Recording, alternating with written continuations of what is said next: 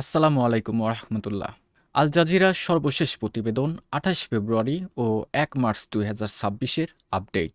Iran এবং Israel যুক্তরাষ্ট্রের মধ্যে চরম উত্তেজনা এবং পাল্টাপাল্টি হামলার খবর পাওয়া যাচ্ছে। আল জাজিরা এই বিষয়ে যে প্রধান দিকগুলো তুলে ধরেছেন, যুক্তরাষ্ট্র ও ইসরায়েল যৌথভাবে ইরানের রাজধানী তেহরান সহ বিভিন্ন শহরে বিমান এবং ক্ষেপণাস্ত্র হামলা চালিয়েছে। ইসরায়েলি প্রধানমন্ত্রী বেনিয়ামিন নেতানিয়াহু দাবি করেছেন, ইরানের পরমাণু অবকাঠামো ও সামরিক ঘাঁটি লক্ষ্য করে এই হামলা চালানো হয়েছে। আল জাজিরার সংবাদ মাধ্যম তেহরানের রাস্তায় বিস্ফোরণের শব্দ শোনার কথা নিশ্চিত করেছে। স্কুলে হামলা এবং হতাহত। ইরান এই হামলার প্রতিবাদে ইসরায়েল এবং মধ্যপ্রাচ্যে অবস্থিত মার্কিন সামরিক ঘাঁটিগুলো লক্ষ্য করে কয়েক দফায় ক্ষেপণাস্ত্র হামলা চালিয়েছে।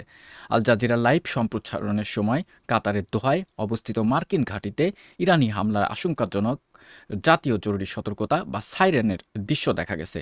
এছাড়া বাহরাইনে অবস্থিত মার্কিন নৌবাহিনীর ৫ম ফ্লিটের সদর দপ্তরেও ইরানি ক্ষেপণাস্ত্র আঘাত এনেছে বলে জানা গেছে। আঞ্চলিক আকাশসীমার বন্ধ। যুদ্ধের এই ভয়াবহ পরিস্থিতির কারণে ইরান, ইসরায়েল, জর্ডান এবং কাতার সহ অন্তত ৮টি দেশ তাদের আকাশসীমা বন্ধ করে দিয়েছে। এর ফলে বিশ্বজুড়ে বিমান চলাচল মারাত্মকভাবে বিঘ্নিত হচ্ছে। নেতানিয়াহু বড় দাবি, আল জাজিরা এবং অন্যান্য সংবাদ মাধ্যম ইসরায়েলি প্রধানমন্ত্রীর একটি বক্তব্য প্রচার করেছে। সেখানে তিনি দাবি করেছেন যে ইরানের সর্বোচ্চ নেতা আলী খামেনি হয়তো নিহত হয়েছে, তবে ইরান থেকে এই ধরনের কোনো সত্যতা পাওয়া যায়নি এবং নেতানিয়াহু কোনো অকাট্য প্রমাণ দিতে পারেনি। বিশ্বের প্রতিক্রিয়া। ইউরোপীয় ইউনিয়ন সব পক্ষকে সর্বোচ্চ সংযম প্রদর্শনের আহ্বান জানিয়েছে। ওমান ও কাতার এই সংঘাত আরও ছড়িয়ে পড়ার ব্যাপারে সতর্ক করেছে। আল জাজিরার বর্তমান পরিস্থিতিকে ২০২৫ সালের যুদ্ধের পর সবচাইতে বড় সাময়িক উত্তেজনা হিসেবে বর্ণনা করেছেন।